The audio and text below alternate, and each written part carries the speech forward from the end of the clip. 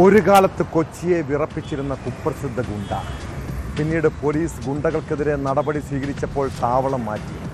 അതിനുശേഷം തമിഴ്നാട്ടിലും കേരളത്തിലുമായി സ്വർണ്ണക്കൊള്ളയും പിടിച്ചുപറിയും. കുറേ നാൾ ജയിൽവാസം. മരടനീഷ് എന്ന കൊടും ക്രിമിനലിനെ ജയിലിൽ വെച്ച് ഒരിക്കൽ കൊലപ്പെടുത്താനും ശ്രമമുണ്ടായി. അതിനുശേഷം അയാൾ ഭീതിയോടെയാണ് കഴിയുന്നത്. ഏത് സമയവും താൻ കൊല്ലപ്പെടാം. തമിഴ്നാട് പോലീസ് തന്നെ വ്യാജ ഏറ്റുമുട്ടലിൽ കൊലപ്പെടുത്തിയേക്കാം. ഇങ്ങനെയൊക്കെ പറയുമ്പോഴും അനീഷ് പുതിയൊരു സാമ്രാജ്യം കെട്ടിപ്പടുക്കാൻ ശ്രമിച്ചു. തൃശ്ശൂരിൽ സ്പായുടെ മറവിൽ ഹണി ട്രാപ്പും ഗുണ്ടാ സാമ്രാജ്യവും. കഴിഞ്ഞ ദിവസം ഹണി ട്രാപ്പ് കേസിലെ പ്രതിയായ യുവതിയെ തേടി മുളവുകാട് പോലീസ് എത്തിയപ്പോഴാണ് അനീഷിനെ അപ്രതീക്ഷിതമായി കണ്ടുമുട്ടിയത്. ആ യുവതിയും മരടനീഷും തമ്മിൽ എന്താണ് ബന്ധം? സ്പാ നടത്തിപ്പിൽ ഇയാൾക്ക് പങ്കുണ്ടോ? പോലീസ് കുറേ നാളുകളായി തിരയുന്ന ഗുണ്ടാ നേതാവിനെ ഇനിയുടൻ ജയിലിന് പുറത്തിറങ്ങാൻ കഴിയുമോ? വിശദമായി പരിശോധിക്കുകയാണ് പോലീസ് പട്രോൾ. സ്വാഗതം.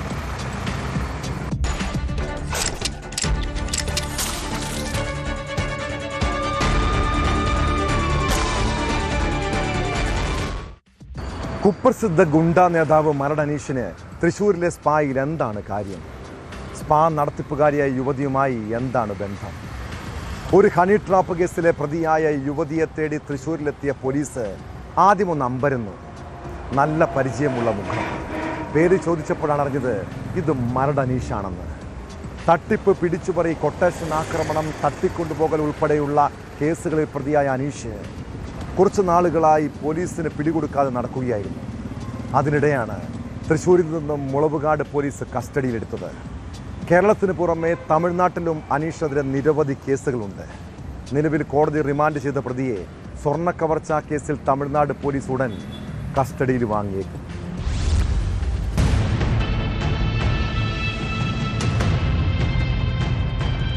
തൃശ്ശൂരിലെ ഒരു സ്പായിൽ നടന്ന റെയ്ഡിനിടെയാണ് യാദൃശ്ചികമായി മരടനീഷ് പോലീസിന്റെ കൺമുന്നിൽപ്പെട്ടത്. ഹണി ട്രാപ്പ് കേസിലെ വനിതാ പ്രതിയെ തേടിയെത്തിയതായിരുന്നു മുളവുകാട് പോലീസ്. ഏറെക്കാലമായി പോലീസിന്റെ കണ്ണുവെട്ടിച്ച് നടന്ന അനീഷിനെ സ്പായിൽ ഒരു യുവതിക്കൊപ്പമാണ് കണ്ടത്. പിന്നാലെ ഇയാളെ പോലീസ് കസ്റ്റഡിയിലെടുത്തു. നിലവിൽ കരുതൽ തടങ്കലിലുള്ള അനീഷിനെ തമിഴ്നാട് പോലീസിന് കൈമാറുമെന്നാണ് സൂചന.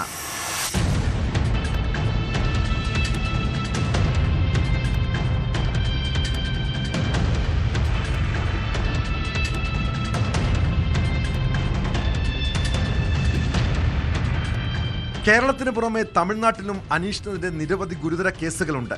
പ്രധാനമായും പിടിച്ചുപറി, കൊട്ടേഷൻ ആക്രമണം, തട്ടിക്കൊണ്ടുപോകൽ എന്നീ കേസുകളിൽ തമിഴ്നാട് പോലീസ് അനീഷിനെതിരെ വാറന്റ് പുറപ്പെടുവിച്ചിരുന്നു. മധുര ജയിലിൽ കിടക്കുമ്പോഴാണ് പല പ്രമുഖ ക്രിമിനലുകളുമായും അനീഷ് ബന്ധം സ്ഥാപിക്കുന്നത്. അവിടെ വെച്ചുണ്ടായ ബന്ധങ്ങൾ ഉപയോഗിച്ച് തമിഴ്നാട്ടിൽ കൊട്ടേഷനുകളും പിടിച്ചുപറിയും നടത്തിയിരുന്നു. കൊച്ചിയിൽ ഉൾപ്പെടെ ഗുണ്ടാ സംഘങ്ങളുടെ കുടിപ്പകയുമായി ബന്ധപ്പെട്ട അനീഷിനെതിരെ നിരവധി കേസുകളുണ്ട്. കേരളത്തിലെ ഏതെങ്കിലും കേസുകളിൽ ഇയാൾക്കെതിരെ വാറന്റ് ഉണ്ടോ എന്ന് പോലീസ് പരിശോധിച്ചു വരികയാണ്.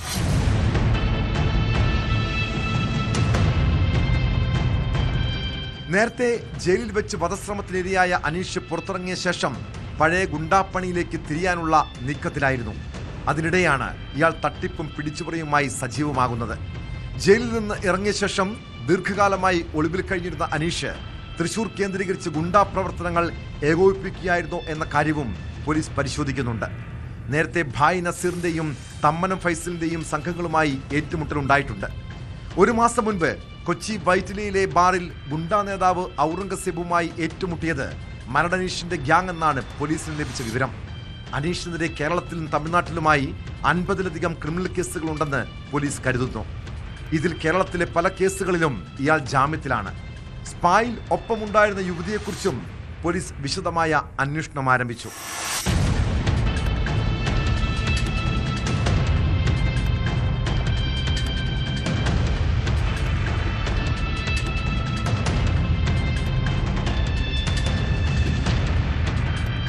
ന്യൂസ് 18 കൊച്ചി. കായിക രംഗത്ത് കേരളത്തിന്റെ പ്രതീക്ഷയായി വളർന്ന 2 പെൺകുട്ടികൾ, കോഴിക്കോട് സ്വദേശിനി സാന്ദ്രയും തിരുവനന്തപുരം സ്വദേശിനി വൈഷ്ണവിയും വലിയ സ്വപ്നങ്ങളുമായാണ് കൊല്ലം സായിലെത്തിയത്. ഇവിടെ ഹോസ്റ്റലിൽ നിന്നായിരുന്നു പഠനം. കബഡിയിലും അത്ലറ്റിക്സിലും ഇവർ നിരവധി മെഡലുകൾ സ്വന്തമാക്കിയതാണ്. പിന്നീട് സാന്ദ്രയ്ക്കും വൈഷ്ണവിക്കും എന്തായിരിക്കും സംഭവിച്ചത്? എന്തിനാണ് അവർ ജീവനൊടുക്കിയത്? പുലർച്ചെ 5 മണിക്ക് പരിശീലനത്തിന് എത്താത്തതിനെ തുടർന്ന് അന്വേഷിച്ചപ്പോഴാണ് 2 പേരെയും തൂങ്ങി മരിച്ച നിലയിൽ കണ്ടെത്തിയത്. മരണത്തിൽ ദുരൂഹതയുണ്ടോ എന്ന് പോലീസ് പരിശോധിക്കുന്നുണ്ട്.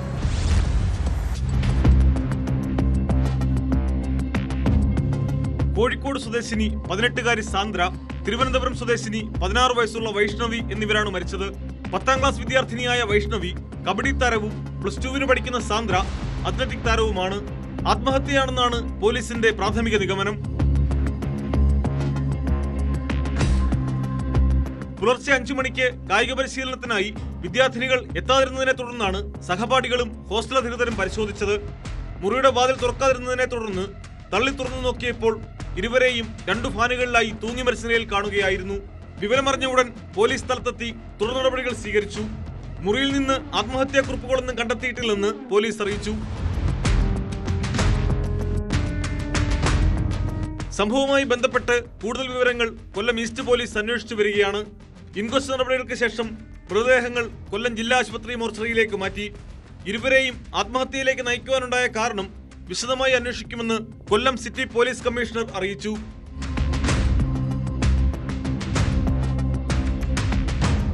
ന്യൂസ് 18 കൊല്ലം. നല്ല ജോലി വേണം, പണം സമ്പാദിക്കണം, മക്കളെ മികച്ച രീതിയിൽ വളർത്തണമെന്നൊക്കെയാണ് സാധാരണ എല്ലാ മലയാളികളുടെയും ചെറിയ ചെറിയ സ്വപ്നങ്ങൾ. ഇങ്ങനെ ജോലി തേടി വിദേശ രാജ്യങ്ങളിലേക്ക് പോകുമ്പോൾ നമ്മൾ മറന്നു പോകുന്നൊരു കാര്യം, കുടുംബത്തിൻ്റെ സ്നേഹം, മക്കൾക്ക് നൽകേണ്ട കരുതൽ. പ്രത്യേകിച്ച് കൗമാരപ്രായമായ പെൺകുട്ടികൾക്ക് അമ്മയുടെ കരുതൽ അനിവാര്യമാണ്. ആ സമയത്ത് അമ്മ അടുത്തില്ലാത്തത് മക്കളെ കൂടുതൽ അരക്ഷിതരാക്കും. കണ്ണൂർ പയ്യാവൂരിൽ +2 വിദ്യാർത്ഥിനി ജീവനൊടുക്കിയ സംഭവം ഓരോ മാതാപിതാക്കളും അറിഞ്ഞിരിക്കേണ്ടതാണ്. അമ്മ ജോലി തേടി വിദേശത്തേക്ക് പോകാൻ തീരുമാനിച്ചത് അവളെ മാനസികമായി തകർത്തിരുന്നു. പിന്നാലെയാണ് 17-കാരി സ്കൂളിലെ 3ാം നിലയിൽ നിന്നും ചാടി ജീവനൊടുക്കിയത്.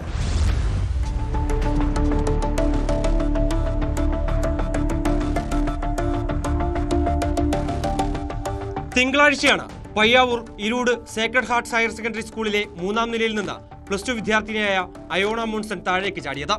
ഗുരുതരമായി പരിക്കേറ്റ വിദ്യാർത്ഥിനി കണ്ണൂരിലെ സ്വകാര്യ ആശുപത്രിയിൽ ചികിത്സയിലിരിക്കെയാണ് മരിച്ചത്. ലാബ് പരീക്ഷയടക്കം നടക്കാനിരിക്കെയായിരുന്നു വിദ്യാർത്ഥിനി ജീവനൊടുക്കിയത്. ആത്മഹത്യ ചെയ്യാനുള്ള കാരണം എന്താണെന്ന് വ്യക്തമായിട്ടില്ല. അയോണയുടെ അമ്മ വിദേശത്തേക്ക് പോകാനിരിക്കുകയായിരുന്നുവെന്നും ഇക്കാരണത്താൽ കുട്ടി സങ്കടത്തിലായിരുന്നുവെന്നും വിവരമുണ്ട്.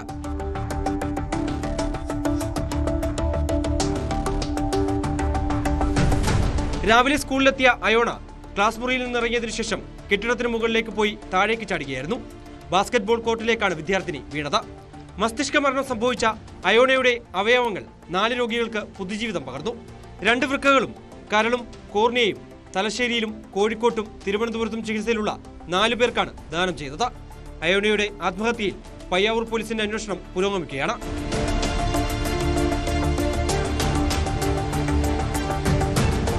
ന്യൂസ് 18 കണ്ണൂർ.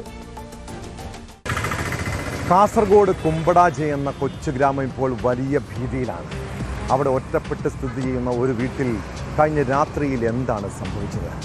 കുമ്പടാജെ സ്വദേശിനി പുഷ്പലതയുടെ മരണത്തിൽ പല ദുരൂഹതയുമുണ്ട്. കിടപ്പുമുറിയിൽ മരിച്ച നിലയിലാണ് വീട്ടമ്മയെ കണ്ടെത്തിയത്.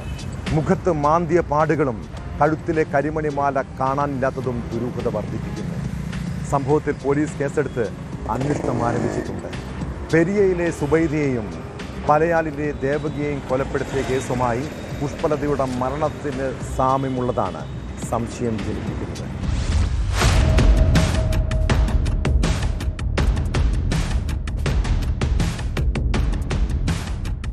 ബദിയടുക്ക പോലീസ് സ്റ്റേഷൻ പരിധിയിലെ കുമ്പടാജെ ആജിലയിലാണ് തനിച്ചു താമസിക്കുന്ന സ്ത്രീയെ വീടിനകത്ത് ദുരൂഹ സാഹചര്യത്തിൽ മരിച്ച നിലയിൽ കണ്ടെത്തിയത്. പുഷ്പലത വി ഷെട്ടിയാണ് മരിച്ചത്. രാവിലെയോടെയാണ് മൃതദേഹം കിടപ്പുമുറിയിൽ കാണപ്പെട്ടത്. മുറിയിൽ പിടിവലി നടന്നതിന്റെ അടയാളങ്ങളുണ്ട്. മുഖത്ത് നഖം കൊണ്ട് മാന്തിയതിന്റെ പാടുകളും കാണപ്പെട്ടു. വിവരമറിഞ്ഞ് ബദിയടുക്ക പോലീസ് സ്ഥലത്തെത്തി അസ്വാഭാവിക മരണത്തിന് കേസെടുത്ത് അന്വേഷണം ആരംഭിച്ചു.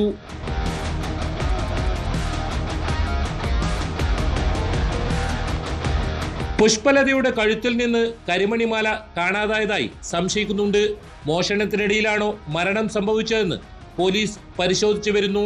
മൃതദേഹം വിദഗ്ധ പോസ്റ്റ്മോർട്ടത്തിനായി പരിയാരം മെഡിക്കൽ കോളേജിലേക്ക് കൊണ്ടുപോയി. പെരിയ വില്ലാരംപൊതിയിലെ സുബൈദ കൊലക്കേസ്, പനയാൽ ബങ്ങാട് ദേവകി കൊലക്കേസ് എന്നിവയുമായി സാമ്യമുള്ളതാണ് പുഷ്പലതയുടെ മരണമെന്ന് സംശയിക്കുന്നതായി പോലീസ് പറഞ്ഞു.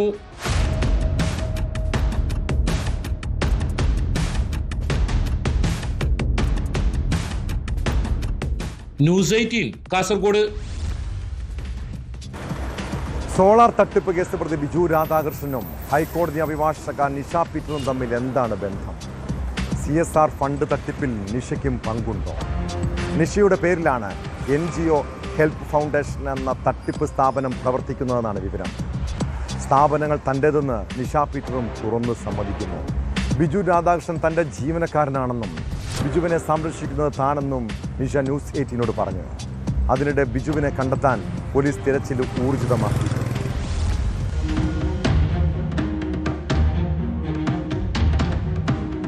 CSR ഫണ്ടിന്റെ പേരിൽ സന്നദ്ധ സംഘടനകളിൽ നിന്നും കോടിക്കണക്കിന് രൂപ തട്ടിയെടുക്കുന്ന ബിജു രാധാകൃഷ്ണന്റെ പുതിയ സാമ്രാജ്യത്തെക്കുറിച്ച് കഴിഞ്ഞ ദിവസമാണ് ന്യൂസ് 18 വാർത്ത പുറത്തുവിട്ടത്. ഇടനിലക്കാരൻ എന്ന വ്യാജേന സന്നദ്ധ സംഘടനാ ഭാരവാഹികൾക്കൊപ്പം കാക്കനാട്ടെ മെറീഡിയൻ പ്രോജക്ട് പ്രൊഫഷണൽസ് എന്ന സ്ഥാപനത്തിലെത്തിയ ഞങ്ങൾക്ക് വലിയ വാഗ്ദാനങ്ങളാണ് സ്ഥാപനത്തിന്റെ CEO എന്ന് പരിചയപ്പെടുത്തിയ ബിജു രാധാകൃഷ്ണൻ നൽകിയത്. ബിജു ജോർജ്, ബിജു പൗലോസ്, ബിജു വർഗീസ് തുടങ്ങിയ പേരുകളിലാണ് സോളാർ തട്ടിപ്പ് കേസ് പ്രതി ഇപ്പോൾ അറിയപ്പെടുന്നത്. ബിജുവിനെ കുറിച്ചുള്ള ന്യൂസ് 18 വാർത്തകൾക്ക് പിന്നാലെയാണ് തട്ടിപ്പ് സ്ഥാപനം തന്റേതെന്ന് ഹൈക്കോടതി അഭിഭാഷകയായ നിഷ കെ പീറ്റർ സമ്മതിച്ചത്. ബിജുവിനെ സംരക്ഷിക്കുന്നത് താനാണെന്നും നിഷ പറഞ്ഞു. NHFന്റെ ലൈസൻസ് നിഷയുടെ പേരിലാണെന്ന രേഖകളും ന്യൂസ് 18 ലഭിച്ചു. സ്ഥാപനങ്ങൾ കൊച്ചിയിൽ എന്റെ പേരിൽ 3 സ്ഥാപനങ്ങളുണ്ട്. അത് ലീഗലായിട്ട് പോകുന്നതാണ്. അവിടെ അതിന് വേണ്ട സ്റ്റാഫുകളും ജോലി ചെയ്യാനും ഉണ്ട്. ബിജു രാധാകൃഷ്ണന് ഞാൻ അവിടെ ജോലി കൊടുത്തിട്ടുണ്ട്. ഞാൻ തന്നെയാണ് ബിജു രാധാകൃഷ്ണനെ സംരക്ഷിക്കുന്നത്. അത് ഞാൻ CBIയിൽ വരെ പറഞ്ഞിട്ടുള്ളതാണ്. പുള്ളിയെ സംരക്ഷിക്കുന്നത് ഞാൻ തന്നെയാണ്.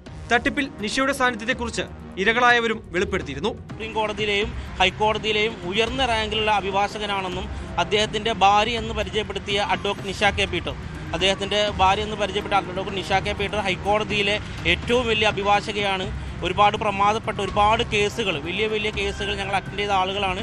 സുപ്രീം കോടതിയിലെ വലിയ അഭിഭാഷകനാണെന്നൊക്കെ പറഞ്ഞാണ് ബിജു രാധാകൃഷ്ണൻ ഞങ്ങളായിട്ട് ആദ്യം കമ്മ്യൂണിക്കേഷൻ നടത്തുന്നത്. ഒരു 200 വീടുകളുടെ കൺസ്ട്രക്ഷൻ ഏലിയാസിന് ചെയ്തു തരാം എന്ന് പറഞ്ഞ് വർക്ക് CSR ഫണ്ട് വഴി വരുന്ന ഫണ്ടാണ്. 45 കോടി രൂപയുടെ വർക്ക്. അത് ഏലിയാസിന് സെൻട്രൽ ഗവൺമെൻറ്റിൻ്റെ ഫണ്ട് അത് വഴി എടുത്തു തരാമെന്ന് പറഞ്ഞിട്ട് പുള്ളി ഇങ്ങനെ സംസാരിച്ചു. ഞാനത് വിശ്വസിച്ച് നമ്മുടെ ബിസിനസ്സും തകർന്നു. നമുക്ക് ഇൻവെസ്റ്റേഴ്സ് ഉണ്ടായിരുന്നു. ഞാൻ ട്രേഡിംഗ് ആണ് ചെയ്തിരുന്നത്. അപ്പോൾ ആ ഫണ്ട് എടുത്തിട്ടാണ് നമ്മൾ ഇത് റോൾ ചെയ്ത് ഇതിപ്പോൾ 6 മാസം കഴിഞ്ഞാൽ കിട്ടുമല്ലോ എന്ന് ഓർത്തിട്ടാണ്. അങ്ങനെ പക്കാ ചീറ്റിംഗ് ആണ്. ബിജുവിന്റെ തട്ടിപ്പുകളെ കുറിച്ചുള്ള ന്യൂസ് 18 വാർത്തയ്ക്ക് പിന്നാലെ പരാതിയുമായി 2 യുവാക്കൾ രംഗത്തെത്തിയിരുന്നു. 200 വീടുകൾ ഉൾപ്പെടുന്ന ഭവന പദ്ധതിക്കും ധനകാര്യ സ്ഥാപനം സ്ഥാപിക്കുന്നതിനുമായി 1.5 കോടിയോളം രൂപയാണ് അങ്കമാലി സ്വദേശിയായ ഏലിയാസ് രാജു ബിജുവിന് നൽകിയത്. കുട്ടികൾക്കും വയോജനങ്ങൾക്കുമുള്ള അഭയകേന്ദ്രം നിർമ്മിക്കുന്നതിനായി 300 കോടി ചെലവുള്ള പദ്ധതി വാഗ്ദാനം ചെയ്താണ് കൊച്ചിയിൽ ബിസിനസ് ചെയ്യുന്ന മലപ്പുറം സ്വദേശി റിൽഷാദിൽ നിന്ന് പണം തട്ടിയത്. മാസങ്ങൾ നീണ്ട സൗഹൃദത്തിനൊടുവിലായിരുന്നു ട്രസ്റ്റ് നിർമ്മിക്കാമെന്ന ആശയം ബിജു രാധാകൃഷ്ണൻ മുന്നോട്ട് വെച്ചതെന്ന് റിൽഷാദ് പറയുന്നു. റിൽഷാദും ഏലിയാസും തട്ടിപ്പുമായി ബന്ധപ്പെട്ട് മുഖ്യമന്ത്രിക്ക് പരാതി നൽകി. DGPക്ക് കൈമാറിയ പരാതി സിറ്റി പോലീസിന് കൈമാറിയിട്ടുണ്ട്. രഹസ്യാന്വേഷണ ഉദ്യോഗസ്ഥർ വിവരശേഖരണം നടത്താനെത്തിയെങ്കിലും ബിജുവിന്റെ കാക്കനാട്ടെയും പനമ്പള്ളി നഗറിലെയും ഓഫീസുകൾ അടഞ്ഞുകിടക്കുകയാണ്.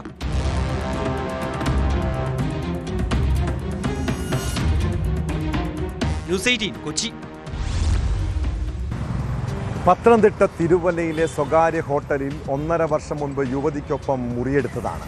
ഇവിടെ 1 മണിക്കൂർ അവർക്കൊപ്പം ചിലവഴിച്ചു. ഹോട്ടലിലെ തെളിവെടുപ്പിനിടെ രാഹുൽ മാങ്കൂട്ടത്തിൽ MLA SITക്ക് നൽകിയ മൊഴിയാണിത്. എന്നാൽ പീഡനത്തെക്കുറിച്ചുള്ള ആവർത്തിച്ചുള്ള ചോദ്യങ്ങൾക്ക് മൗനമായിരുന്നു മറുപടി. അതിനിടെ പീഡനത്തിന് ശേഷമുള്ള അതിജീവിതയുടെ വാട്സാപ്പ് ചാറ്റ് പുറത്തുവിട്ട് രാഹുൽ മാങ്കൂട്ടത്തിൻ്റെ സുഹൃത്ത് ഫെനി നൈനാൻ രംഗത്തെത്തി. ചില കാര്യങ്ങൾ പറയാനുണ്ടെന്നും ഫ്ലാറ്റിൽ വെച്ച് കാണുന്നതാണ് സുരക്ഷിതമെന്നും പരാതിക്കാരി പറയുന്ന ചാറ്റുകളാണ് ഫെനി ഫേസ്ബുക്കിൽ പോസ്റ്റ് ചെയ്തത്.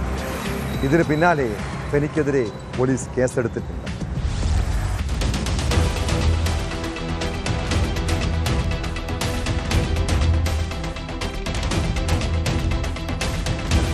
പീഡനക്കേസിൽ അറസ്റ്റിനായ രാഹുൽ മാങ്കൂട്ടത്തിൽ MLAയുമായി തിരുവല്ലയിലെ സ്വകാര്യ ഹോട്ടലിലെത്തി തെളിവെടുപ്പ് നടത്തിയപ്പോഴാണ് ഇയാൾ വെളിപ്പെടുത്തൽ നടത്തിയത്. 2024 ഏപ്രിൽ 8 ഹോട്ടലിലെത്തിയെന്ന് രാഹുൽ സമ്മതിച്ചു. പരാതിക്കാരിയുടെ പേരിലാണ് മുറിയെടുത്തത്. മുറി തിരിച്ചറിഞ്ഞ രാഹുൽ യുവതിക്കൊപ്പം ഇവിടെ 1 മണിക്കൂർ ചിലവിട്ടെന്ന് പറഞ്ഞു. എന്നാൽ പീഡനത്തെക്കുറിച്ചുള്ള ആവർത്തിച്ചുള്ള ചോദ്യങ്ങൾക്ക് മൗനമായിരുന്നു മറുപടി. ഹോട്ടൽ രജിസ്റ്ററിൽ രാഹുലിന്റെ പേര് രാഹുൽ BR എന്നാണ് നൽകിയിരിക്കുന്നത്. സന്ദർശക രജിസ്റ്ററിന് പകരം മുറി ബുക്ക് ചെയ്ത സംവിധാനത്തിൽ തന്നെയാണ് രാഹുലിന്റെ പേരെന്നാണ് സൂചന. ഇതേ വിവരങ്ങൾ ഹോട്ടലിലെ സിസ്റ്റത്തിലുമുണ്ട്. മുറിയുടെ വാടക നൽകിയത് താനാണെന്ന് അതിജീവിതം നൽകിയ പരാതിയിൽ പറയുന്നുണ്ട്. സംഭവ ദിവസത്തെ CCTV ദൃശ്യങ്ങൾ കണ്ടെടുക്കാനായില്ലെന്ന സൂചനയാണ് അന്വേഷണ സംഘം നൽകിയത്. അത്രയും പഴയ ദൃശ്യങ്ങൾ സൂക്ഷിച്ചിട്ടില്ലെന്നായിരുന്നു ഹോട്ടലിൽ നിന്ന് ലഭിച്ച മറുപടി. ദൃശ്യങ്ങൾ വീണ്ടെടുക്കാനായി CCTV ഹാർഡ് ഡിസ്ക് ശേഖരിച്ചിട്ടുണ്ട്.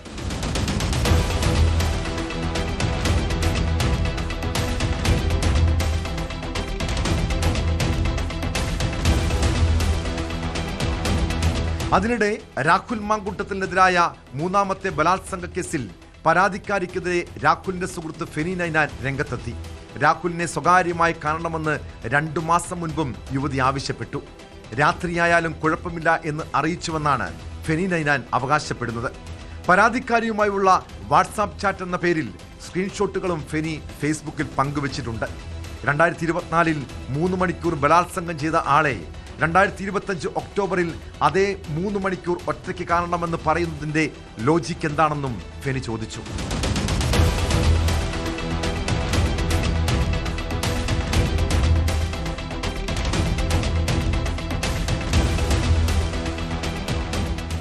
അതേസമയം രാഹുൽ മാങ്കൂട്ടത്തിനെതിരെ പരാതി നൽകിയ അതിജീവിതയുടെ രഹസ്യമൊഴി വീഡിയോ കോൺഫറൻസിംഗ് വഴി രേഖപ്പെടുത്താൻ പ്രത്യേക അന്വേഷണ സംഘം തീരുമാനിച്ചു. ഇവർ താമസിക്കുന്ന വിദേശ രാജ്യത്തെ ഇന്ത്യൻ എംബസി മുഖേന ഇതിന് സൗകര്യം ഏർപ്പെടുത്തും. ഈ രീതിയിൽ മൊഴിയെടുക്കാൻ അനുമതി തേടി 19-ന് SIT ഹൈക്കോടതിയിൽ അപേക്ഷ നൽകും. ഇമെയിൽ വഴി ലഭിച്ച പരാതിയുടെ അടിസ്ഥാനത്തിലെടുത്ത കേസിലാണ് കഴിഞ്ഞ ദിവസം രാഹുലിനെ അറസ്റ്റ് ചെയ്തത്. ഇമെയിൽ പരാതിയിൽ 3 ദിവസത്തിനകം പരാതിക്കാരി നേരിട്ട് ഹാജരായി ഒപ്പിടണമെന്ന വ്യവസ്ഥ പാലിച്ചിട്ടില്ലെന്നും അതിനാൽ അറസ്റ്റ് നിയമവിരുദ്ധമാണെന്നുമാണ് രാഹുലിന്റെ വാദം.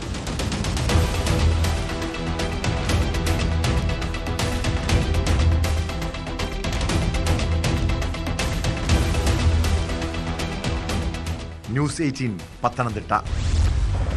അയ്യപ്പന്റെ സ്വർണം കട്ടത് ഏത് ഉന്നതനാണേലും അവർ നിയമത്തിന് മുന്നിൽ വരണം. പോലീസ് ഉന്നതന്റെ അച്ഛനാണേലും കട്ടവരെ പൂട്ടിയേ തീരൂ. ശബരിമല സ്വർണ്ണക്കൊള്ള കേസിൽ മുൻ ദേവസ്വം ബോർഡ് അംഗം KP ശങ്കരദാസിനെ റിമാൻഡ് ചെയ്തു. തിരുവനന്തപുരത്ത് ചികിത്സയിൽ കഴിയുന്ന ശങ്കരദാസിനെ ജഡ്ജി ആശുപത്രിയിലെത്തിയാണ് റിമാൻഡ് ചെയ്തത്.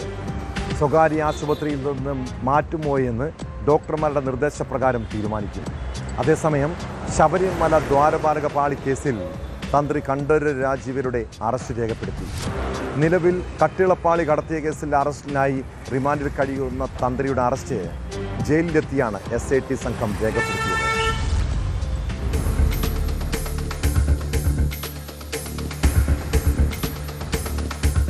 തിരുവനന്തപുരത്ത് സ്വകാര്യ ആശുപത്രിയിൽ ചികിത്സയിൽ കഴിയുന്ന KP ശങ്കരദാസിനെ കൊല്ലം വിജിലൻസ് കോടതി ജഡ്ജി CS മോഹിത് ആശുപത്രിയിലെത്തിയാണ് റിമാൻഡ് ചെയ്തത്. ആശുപത്രിയിൽ നിന്ന് മാറ്റുന്ന കാര്യത്തിൽ തീരുമാനം പിന്നീടുണ്ടാകും. സ്വർണ്ണപ്പാളി ഉണ്ണികൃഷ്ണൻ പോറ്റിയുടെ കൈവശം കൊടുത്തുവിട്ടത് ശങ്കരദാസിന്റെ അറിവോടെയാണെന്നാണ് SITയുടെ കണ്ടെത്തൽ. ബന്ധപ്പെട്ട രേഖകളെല്ലാം ശങ്കരദാസ് ഒപ്പിട്ടു. സ്വർണ്ണക്കൊള്ളയിൽ ദേവസ്വം ബോർഡിന് കൂട്ടുത്തരവാദിത്തമെന്നും SIT ചൂണ്ടിക്കാട്ടി. നേരത്തെ അറസ്റ്റിലായ തിരുവിതാംകൂർ ദേവസ്വം ബോർഡ് മുൻ അധ്യക്ഷൻ A പത്മകുമാറിന്റെ മൊഴിയാണ് ശങ്കരദാസിന് കുരുക്കായത്. കേസിൽ ശങ്കരദാസിന്റെ അറസ്റ്റ് വൈകുന്നതിൽ പ്രത്യേക അന്വേഷണ സംഘത്തെ ഹൈക്കോടതിയും വിമർശിച്ചിരുന്നു. കഴിഞ്ഞ ഏതാനും ദിവസങ്ങളായി സ്വകാര്യ ആശുപത്രിയിൽ ICUവിൽ കഴിയുകയായിരുന്നു ശങ്കരദാസ്. മുറിയിലേക്ക് മാറ്റിയതിന് പിന്നാലെയാണ് ശങ്കരദാസിന്റെ അറസ്റ്റ് രേഖപ്പെടുത്തിയത്.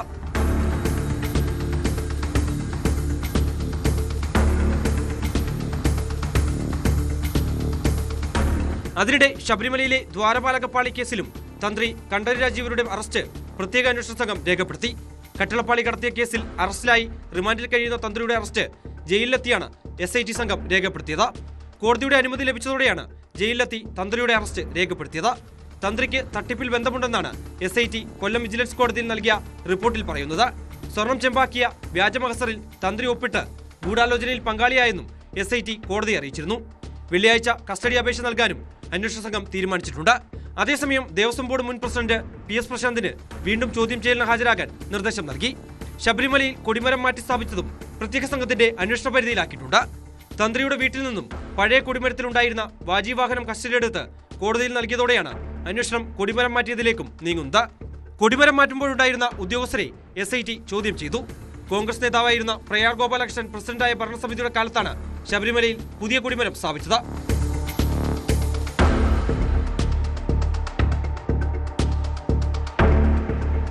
ന്യൂസ് 18 തിരുവനന്തപുരം. സാധാരണ വിശ്വാസികളായ മനുഷ്യർക്ക് ദൈവത്തെയെങ്കിലും പേടിയുണ്ടാകും. എന്നാൽ ഇക്കാലത്ത് ദൈവത്തെ പോലും കൊള്ളയടിക്കുന്നവരെ കാണാം. ശബരിമല ക്ഷേത്ര ഭണ്ഡാരത്തിൽ നിന്ന് 2 ദേവസ്വം ജീവനക്കാർ വിദേശ കറൻസികളും സ്വർണവും മോഷ്ടിച്ച രീതിയെക്കുറിച്ച് അറിയണം.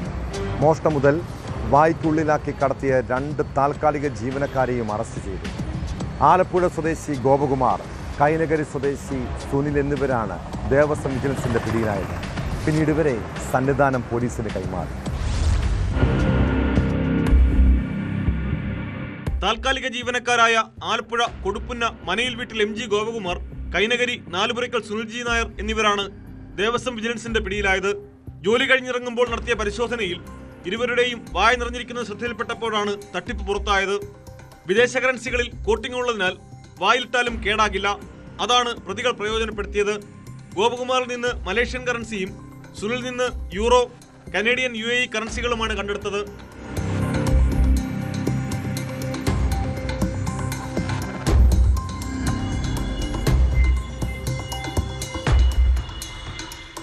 ഇവരുടെ മുറികൾ നടത്തിയ പരിശോധനയിൽ ഗോപകുമാറിന്റെ ബാഗിൽ നിന്ന് 500 രൂപയുടെ 27 നോട്ടും 100ന്റെ 2 നോട്ടും 20ന്റെ 4 നോട്ടും 10ന്റെ 4 നോട്ടും ഉൾപ്പെടെ 13,000-ൽ പരം രൂപയും 2 ഗ്രാമിന്റെ സ്വർണ്ണ ലോക്കറ്റും കണ്ടെടുത്തു.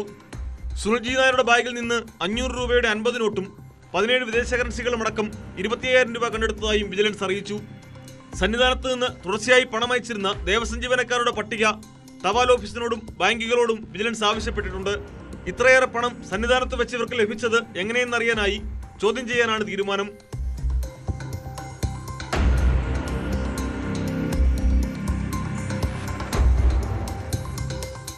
ന്യൂസ് 18 ശബരിമല. ചിലരെ തേടി ഭാഗ്യമെത്താറുണ്ട്. എന്നാൽ ഭാഗ്യം തട്ടിയെടുക്കാൻ ശ്രമിക്കുന്നവരെയും നമ്മുടെ ഇടയിൽ കാണാം. കണ്ണൂർ പേരാവൂരിൽ 1 കോടി രൂപ സമ്മാനമടിച്ച സ്ത്രീ ശക്തി ലോട്ടറി ടിക്കറ്റ് തട്ടിയെടുത്ത സംഭവത്തെക്കുറിച്ചാണ് പറഞ്ഞു വരുന്നത്. പേരാവൂർ സ്വദേശി സാദിക്കിനടിച്ച ടിക്കറ്റാണ് തട്ടിയെടുത്തത്. ടിക്കറ്റ് ബ്ലാക്കിന് വിൽക്കാൻ ശ്രമിക്കുന്നതിനിടെ വാങ്ങാനെത്തിയവർ തട്ടിയെടുത്തെന്നാണ് പരാതി. സംഭവത്തിൽ ചാക്കാട് സ്വദേശി ഷുഹാബിനെ പേരാവൂർ പോലീസ് പിടികൂടി.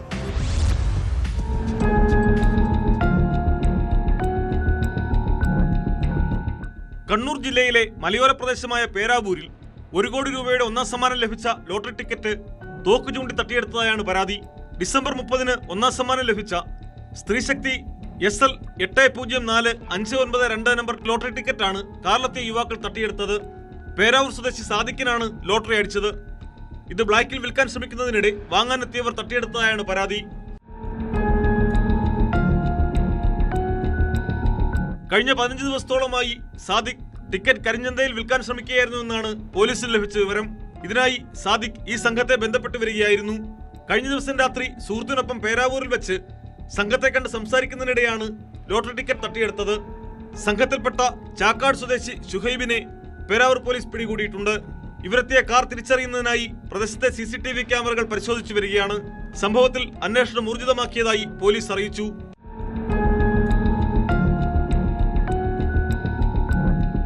ന്യൂസ് 18 കണ്ണൂർ. പൊതുനിരത്തിൽ ഗതാഗത നിയമം ലംഘിക്കുന്നവർക്ക് പോലീസിനെയും മോട്ടോർ വാഹന വകുപ്പിനെയും പേടിയില്ല. ഇനി റോഡിൽ പരിശോധനയുണ്ടെങ്കിൽ അവർ വാഹനം നിർത്താനും തയ്യാറാകില്ല. കഴിഞ്ഞ ദിവസം മലപ്പുറം തിരൂരിൽ ഇങ്ങനെയൊരു വാഹനം ശ്രദ്ധയിൽപ്പെട്ടു. ആട്ടിമുടി മോഡിഫൈ ചെയ്ത വാഹനം. കാറിനുള്ളിൽ സ്കൂൾ വിദ്യാർത്ഥികൾ. MVD ഉദ്യോഗസ്ഥർ വാഹനത്തിന് കൈ കാണിച്ചിട്ടും നിർത്തിയില്ല. പിന്നീട് ഉദ്യോഗസ്ഥനെ കാറിടിച്ച് വീഴ്ത്താനും ശ്രമമുണ്ടായി. രജിസ്ട്രേഷൻ കാലാവധി കഴിഞ്ഞ മോഡിഫൈഡ് കാറിനായി അന്വേഷണം ഊർജിതമാക്കിയിട്ടുണ്ട്.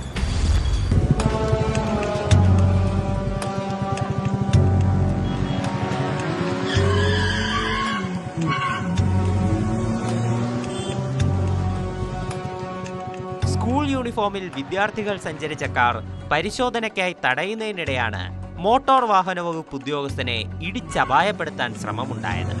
തിരൂർ പറവണ്ണയിലായിരുന്നു സംഭവം. തിരൂർ കൊടക്കൽ ഭാഗത്ത് വെച്ച് ഉദ്യോഗസ്ഥർ ആദ്യം കൈ കാണിച്ചെങ്കിലും കാർ നിർത്താതെ പോയി. തുടർന്ന് പറവണ്ണയിൽ വെച്ച് വീണ്ടും കാർ തടയാൻ ശ്രമിച്ചപ്പോഴാണ് നാടകീയ സംഭവങ്ങൾ അരങ്ങേറിയത്. ഉദ്യോഗസ്ഥൻ വാഹനത്തിനടുത്തേക്ക് എത്തിയ ഉടനെ ഡ്രൈവർ കാർ വേഗത്തിൽ മുന്നോട്ടെടുത്ത് പാഞ്ഞു പോവുകയാണ്.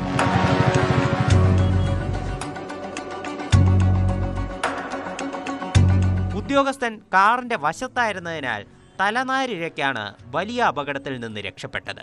രജിസ്ട്രേഷൻ കാലാവധി കഴിഞ്ഞതും നിയമവിരുദ്ധമായി മാറ്റങ്ങൾ വരുത്തിയതുമായ വാഹനമാണ് വിദ്യാർത്ഥികൾ ഓടിച്ചിരുന്നത്. ഉദ്യോഗസ്ഥരെ വെട്ടിച്ച് കടന്നുകളഞ്ഞ വാഹനം കണ്ടെത്താനുള്ള തെരച്ചിൽ മോട്ടോർ വാഹന വകുപ്പ് അധികൃതർ ഊർജിതമാക്കിയിട്ടുണ്ട്.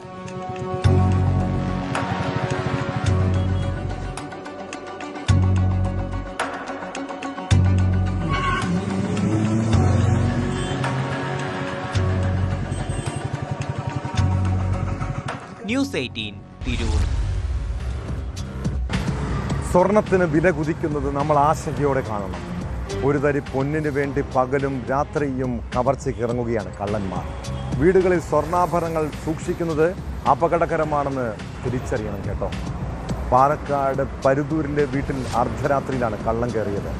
കൊടുമുണ്ട സ്വദേശി മുജീബ് റഹ്മാന്റെ വീട്ടിൽ കവർച്ച നടന്നത് കഴിഞ്ഞ രാത്രിയിലാണ്.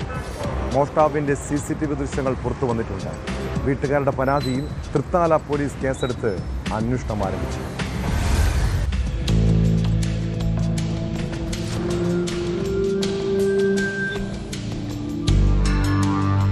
കഴിഞ്ഞ കുറച്ചു കാലങ്ങളായി പരുതൂർ കൊടുമുണ്ടയിലും പരിസര പ്രദേശങ്ങളിലും മോഷ്ടാക്കളുടെ ശല്യം വർദ്ധിക്കുകയാണ്. പരുതൂർ കൊടുമുണ്ട സ്വദേശി മുജീബ് റഹ്മാന്റെ വീട്ടിലാണ് ഒടുവിൽ കവർച്ച നടന്നത്. കഴിഞ്ഞ ദിവസം പുലർച്ചെ അടുക്കള ഭാഗത്തെ ഗ്രില്ലിന്റെ പൂട്ടുപൊളിച്ച് അകത്ത് കിടന്ന മോഷ്ടാവ് അലമാരയിൽ സൂക്ഷിച്ചിരുന്ന ഗ്യാരണ്ടി ആഭരണങ്ങൾ കവർന്നു. സംഭവത്തിൽ മുജീബ് റഹ്മാൻ തൃത്താല പോലീസിൽ പരാതി നൽകി. നാടപ്പറമ്പ് ഹൈസ്കൂളിന് സമീപത്തെ വ്യാപാര സ്ഥാപനത്തിലും തൊട്ടടുത്ത വീട്ടിലും മോഷ്ടാവിന്റെ സാന്നിധ്യം CCTVയിൽ പതിഞ്ഞു.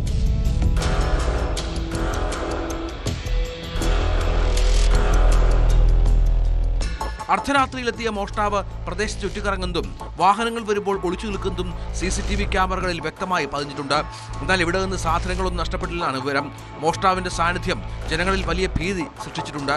സംഭവത്തെ തുടർന്ന് തൃത്താല പോലീസിന്റെ നേതൃത്വത്തിൽ നാടപ്പറമ്പിൽ ജാഗ്രതാ സമിതി യോഗം വിളിച്ചു. മേഖലയിൽ പോലീസ് രാത്രികാല പട്രോളിംഗ് ശക്തമാക്കണമെന്ന് നാട്ടുകാർ ആവശ്യപ്പെട്ടു. ലഭ്യമായ CCTV ദൃശ്യങ്ങൾ കേന്ദ്രീകരിച്ച് തൃത്താല പോലീസ് അന്വേഷണം ഊർജിതമാക്കിയിട്ടുണ്ട്. പൊതുജനങ്ങൾ ജാഗ്രത പാലിക്കണമെന്നും സംശയാസ്പദമായ കാര്യങ്ങൾ ശ്രദ്ധയിൽപ്പെട്ടാൽ ഉടൻ പോലീസിനെ അറിയിക്കണമെന്നും അധികൃതർ നിർദ്ദേശിച്ചു.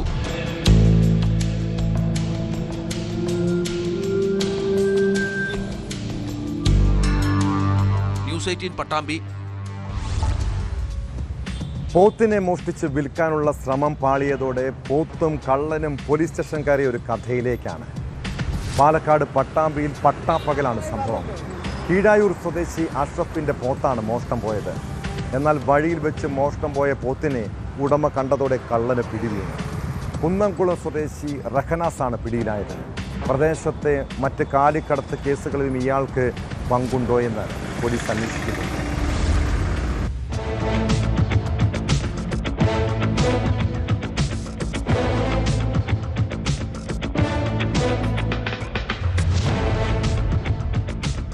ബുധനാഴ്ച ഉച്ചയ്ക്കാണ് സംഭവം. കീഴായൂർ സ്വദേശി അഷ്റഫിന്റെ പോത്താണ് മോഷണം പോയത്. നമ്പ്രത്ത് പുല്ലും വെള്ളവും തിന്നുകൊണ്ടിരുന്ന പോത്തിനെയാണ് കുന്നംകുളം ചിറമനങ്ങാട് സ്വദേശി റഹനാസ് മോഷ്ടിച്ചത്.